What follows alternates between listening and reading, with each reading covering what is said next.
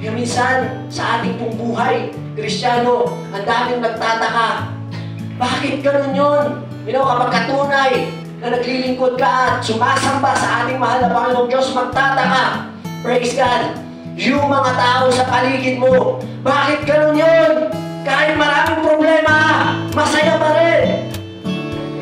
Kahit may mga nakakadismaya, naglilingkod pa rin sa Panginoon. Bakit ganun yun? Diba?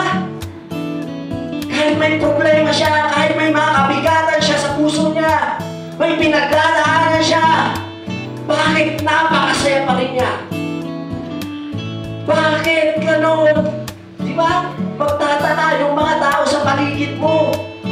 Hindi nila alam, mga kapatid, na ikaw ay nakares sa ating mahal na Panginoong Diyos. Kapag ka nakares ka sa presensya ng ating mahal na Panginoong Diyos, ay hindi ka maapektuhan ng mga bagay-bagay na nakakadismaya, nakakadiscourage, na nakikita ng ating pangkaraniwang mata. Amen? Dahil ikaw ay nakares sa presensya ng ating mahal na Panginoong Diyos.